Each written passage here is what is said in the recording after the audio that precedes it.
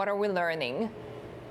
Obviously, it's been a big week for chips globally with the big sell-off. TSMC, by the way, the world's biggest fab for chips, is out with earnings later today.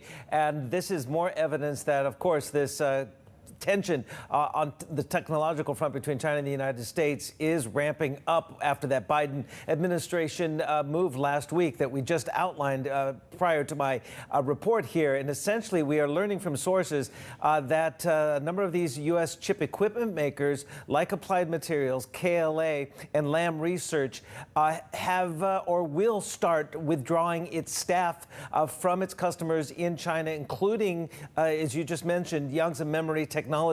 It's the largest maker of most advanced DRAM and memory chips in China. They need that equipment. And oftentimes these big companies from the United States, like Applied Materials, will send their staff to their customers around the world, including in China, to fine-tune that equipment. Well, if they're withdrawing that, that will deal a severe blow, obviously, to the ambitions that Xi Jinping, among others, have outlined as making, advanced semiconductors a key development and national security priority in China. We're also hearing that ASML, that's the Dutch chip equipment maker, is telling its U.S. employees not to continue to service its customers in China. So again, this is all coming on the back of these new regulations from the Biden administration last week.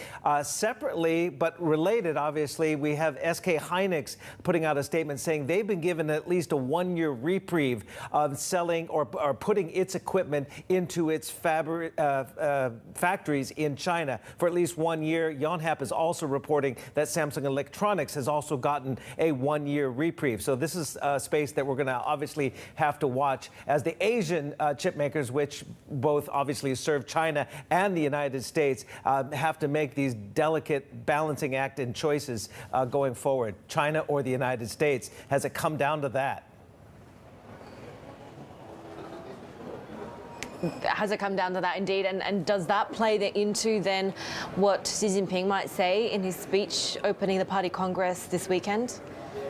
Well, that's an interesting question because Xi Jinping, well, actually all the Chinese top leaders going back to 2002 at the Party Congress speech and Jiang Zemin have listed development, economic development, as the top priority. Even Xi Jinping in the last Party Congress in 2017 used economic development as the top priority for the party. But increasingly over the last few years, you've been hearing Xi Jinping talking about development and security, meaning national security. So what you could see on Sunday when he gives the big speech before at the beginning of the National Congress, he could essentially elevate national security on the same level as economic development. And that, according to analysts, means perhaps the party, and we've seen it with the tech regulation crackdown and the like, that perhaps Xi Jinping at the top of the pyramid in China is willing to sacrifice some economic growth